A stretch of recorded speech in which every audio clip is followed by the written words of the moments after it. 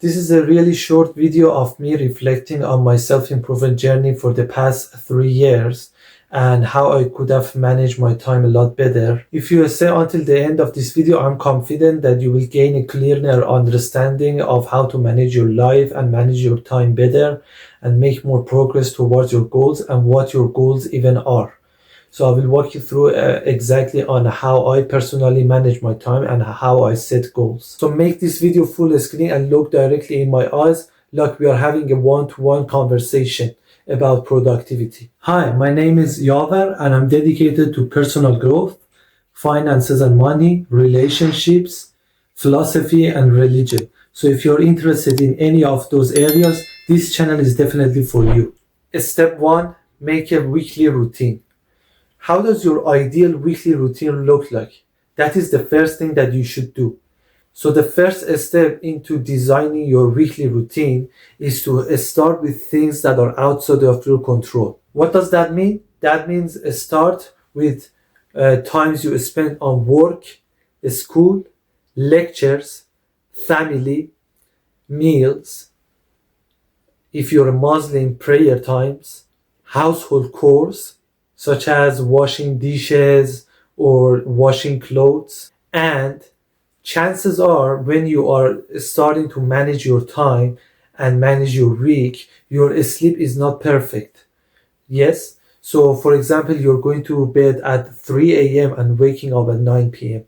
For now, sleep is something outside of your control. Why? Because what time you go to bed and you actually fall asleep highly depends on the activities that you do during the day. So when you go to sleep is for now outside of your control. And that is the 8th thing that you have to include in your weekly schedule. Once you have laid out the things that are outside of your control, you are now left with the times that you're actually free.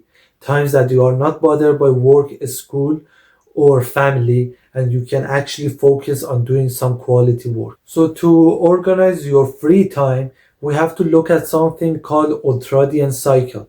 And what it means is that our bodies releases hormones required for focus, energy, and concentration for 90 minutes to 120 minutes, and then it follows by a trough.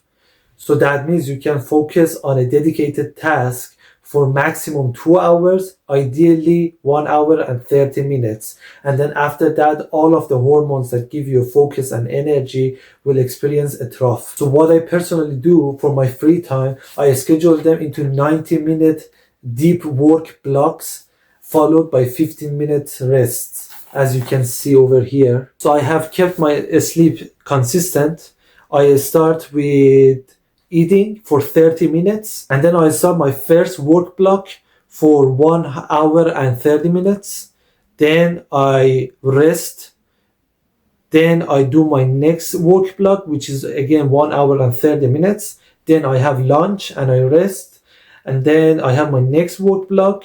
And then I have my family time. This is for one of the days I don't go to the university. But if I go to the university, let me show you. This is my weekly routine.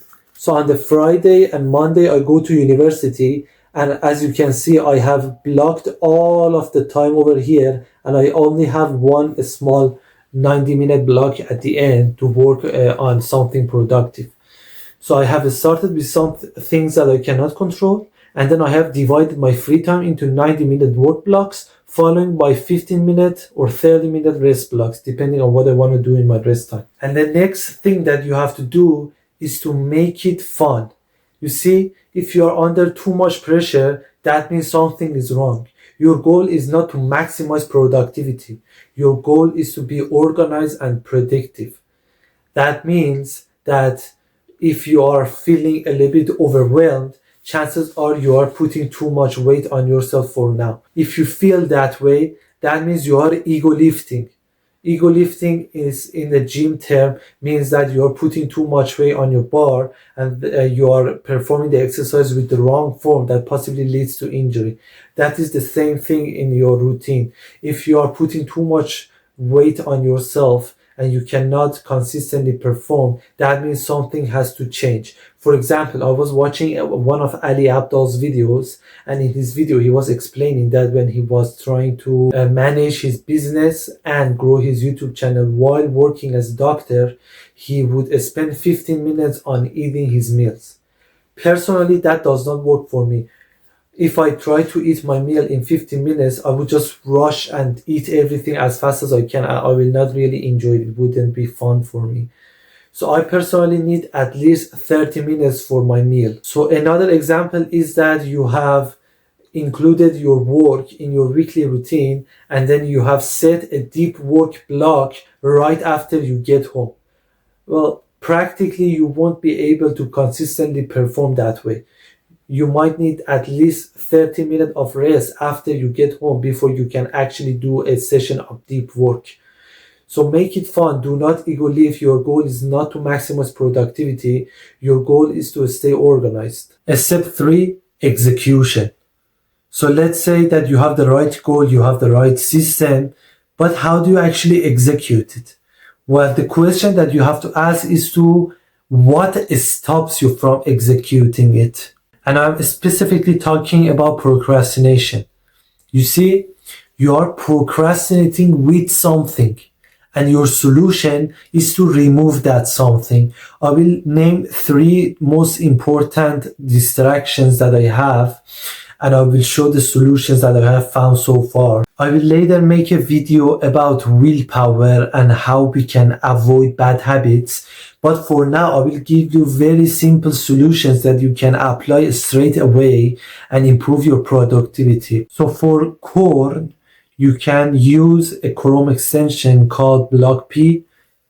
It's not sponsoring this video, or I don't have any affiliation with it, but it has immensely helped me to reduce my porn consumption.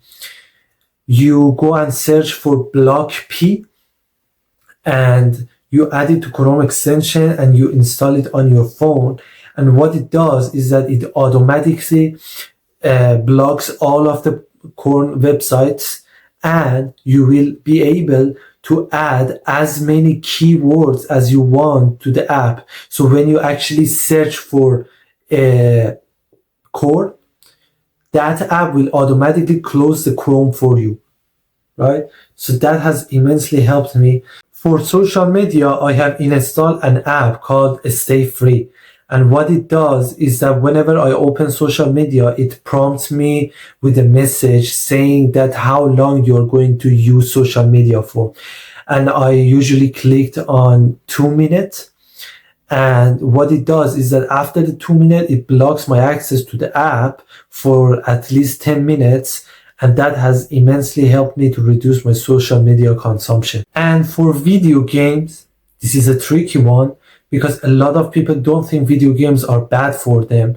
But look, if you actually write down your goals and you set the right system for achieving them, you will realize that you don't have enough time to spend on video games. This is my opinion, but again, you will end up playing video games when you are not supposed to. So my advice is to consider deleting them for now and then reinstalling them again if you actually badly wanted to play video games 1 hour each week. You can download them again, but for now, when you're just starting on your self-improvement journey and you're not at that level yet where you can suppress your desires at certain times, then I would highly suggest you delete your video games. With clarity of what you want to do and eliminating distractions, you will be able to effortlessly do whatever you want and execute your plan. This is it for now. Thanks for watching. If you enjoyed the video, please like, share, and subscribe. And please comment on how I can improve my videos. I would love to receive your feedback. Thank you for your time and have a nice day.